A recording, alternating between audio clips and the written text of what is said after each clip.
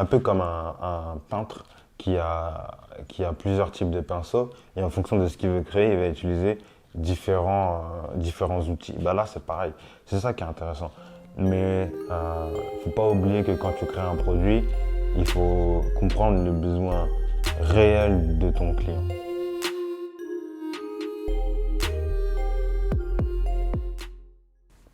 Tu vois, tout à l'heure, tu me demandais c'est comment on fait pour créer des produits dans le développement personnel. Déjà, moi j'aime bien dire ingénierie humaine, tu vois. Déjà, il faut définir ce que c'est le produit. Donc ça peut être des conférences, ça peut être des séminaires de 2, 3 jours, 5 jours, etc. Formation physique, donc ça peut être former des gens à de la PNL, à du coaching, à de l'énagramme, etc. Ça peut être des masterminds aussi. Ça peut être aussi des accompagnements d'un an, de 6 mois, d'accompagnement. Je parle du coaching en session personnalisée. Ça peut être du team building, ça peut être des interventions dans des entreprises. Donc je pense il y a un premier paradoxe que j'observais après mes débuts dans l'entrepreneuriat. C'est, tu vois, tu as des coachs vraiment ou des infopreneurs qui créent des formations, par exemple sur 30 jours pour réaliser ses rêves, les 4 clés d'une vie extraordinaire, les bases d'un business, les clés de base pour bâtir un business, ça va être, eux ils vont créer la formation sans demander les besoins qu'ont les consommateurs ou les consommatrices sur un marché bien donné. Et ce qui fait que parfois ils peuvent passer 3 mois, un an à créer un produit sans avoir le feedback de leurs utilisateurs ou de leurs utilisatrices. Et ça, pour moi, je pense que c'est important en 2019 de demander assez vite, même si tu as un produit minimum viable, tu vois, tu as un produit de base qui répond à un besoin.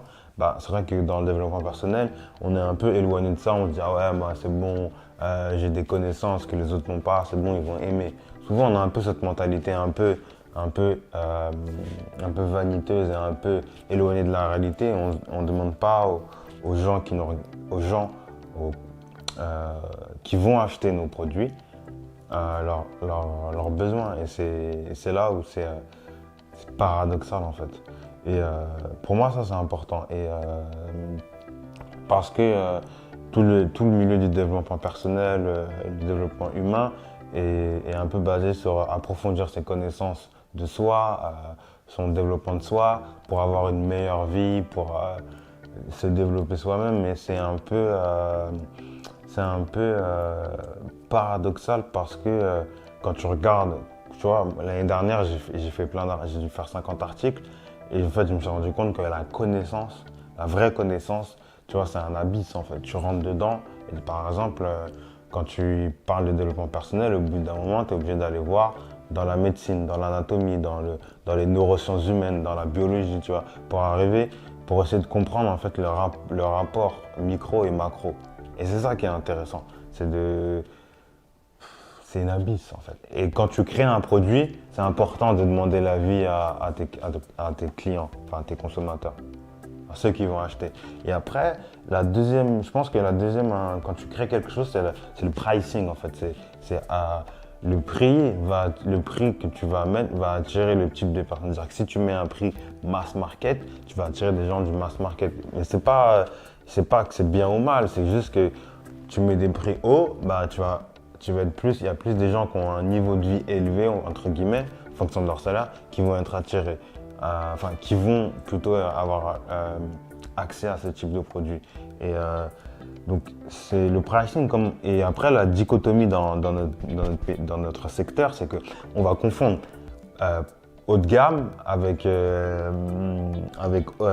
haute qualité, donc prix haut.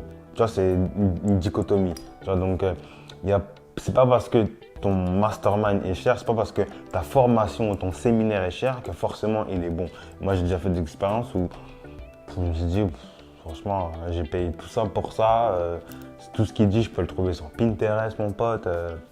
Tu vois, tu te sens un peu trahi, tu vois. Et c'est ça qui est intéressant, c'est que de voir ces dichotomies. Après, ce qui est intéressant, ce qui est bien, c'est que comme il y a plein de domaines, on va dire la spiritualité, le chamanisme, l'épigénétique, la physique quantique. Encore la physique quantique, c'est compliqué, très compliqué même. Tu peux prendre dans le développement personnel, tu as l'énagramme, tu as l'hypnose. Donc en fait, tu peux prendre, si tu es formé pour, tu peux prendre plein de choses un peu partout, un peu comme un peintre qui a plusieurs types de pinceaux et en fonction de ce qu'il veut créer, il va utiliser différents outils. Bah là, c'est pareil. C'est ça qui est intéressant. Mais faut pas oublier que quand tu crées un produit, il faut comprendre le besoin réel de ton client.